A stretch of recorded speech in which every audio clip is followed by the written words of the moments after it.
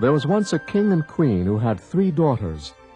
2 of the girls were quite average, except for their tempers. They were forever arguing with each other, and with everyone else.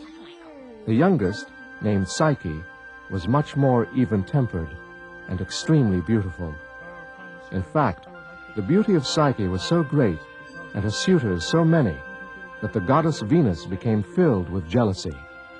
How dare this mortal girl take from me the attention of so many men? And so Venus went to her son, Cupid, and told him to take a magic potion and place it on the lips of the young princess, so that she would no longer be the object of so much adoration. That very night, he followed his mother's command. But Cupid too was struck by her beauty, and so he brushed her side with one of his magical arrows to undo the curse. But for many years it seemed as if his attempt was in vain, for the suitors stopped coming. The queen and king, not knowing what had happened, consulted an oracle. Your daughter will marry, but her future husband, who awaits her atop yonder mountain, is neither man nor god. He is, I say with great remorse, the most terrible of monsters. When the king and queen told Psyche of the oracle's prediction, she decided that it was simply her destiny. I shall go there tomorrow to meet whatever the future holds.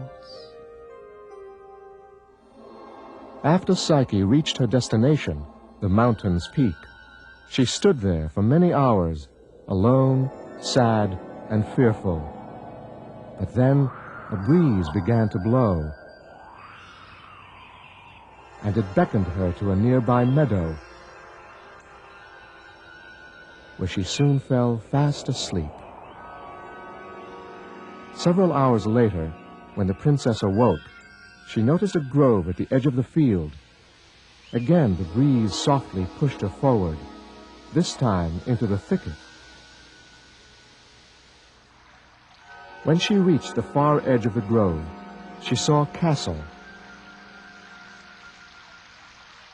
And at that instant, she heard voices. Welcome, your majesty. All that you see is yours. We are your faceless servants. If it pleases you, you may now enter your castle, where your dinner awaits. Psyche wandered through the hallways of the palace, until at last she sat in the dining room. As soon as she did, a table set with the most delicious foods appeared before her very eyes. Later that night, as Psyche slept soundly, a figure, masked in the darkness, came into her chambers. The rustling of his clothes awakened her, and she was afraid, for she could not see who it was. But he spoke softly, and soon her fears faded away. I shall be your devoted husband, but you must promise to never look upon my face. You will find everything that you need here, and if you keep your vow, I will make a sacred promise that you will never be harmed. For many months, the two conversed in the shadows. Psyche came to deeply love her new husband, even though she could not see him, for he was kind, gentle, and intelligent. Yet, as the months passed, Psyche became increasingly curious. Finally, when she could no longer hold her curiosity in check, she went to her husband's room late one night to find not a monster at all, but rather a winged god, radiant and handsome, Cupid, son of Venus. When the princess moved forward to look closer at his face, a drop of hot wax fell from her candle and landed on her husband, and then another.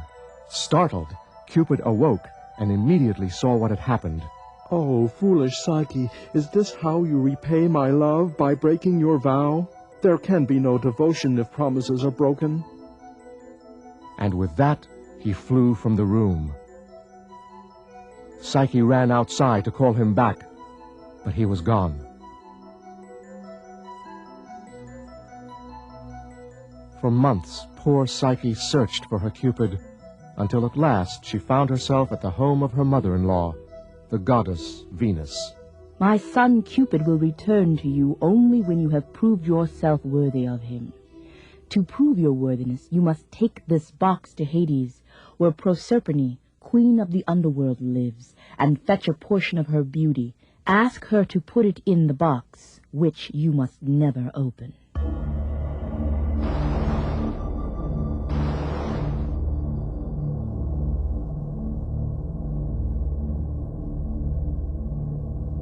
Protected by the love of Cupid, Psyche descended into the underworld, past the three-headed guard dog, Cerberus, until she found on a throne of frozen fire Proserpine, whom she convinced to relinquish the beauty requested by Venus. And then the princess began her return journey. After several hours, she decided to rest. And as she did, Psyche began to talk to herself. Although Venus has forbidden me to look inside the box, was it not I who made this dangerous passage for its contents? Surely I deserve at least some of the beauty, so I may please my husband's eye. And so she opened the box. But it was not beauty that was found inside. Instead, an evil, sleep-producing mist drifted out and took possession of the princess.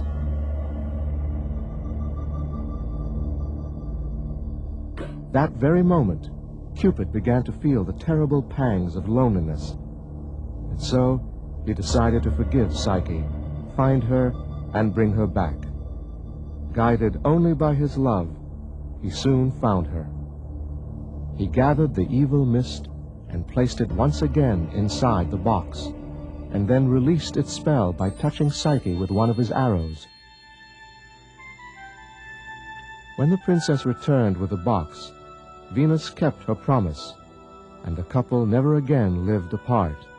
In time, Cupid and Psyche had a daughter, whom they named Happiness, an appropriate description of both the child and their lives together.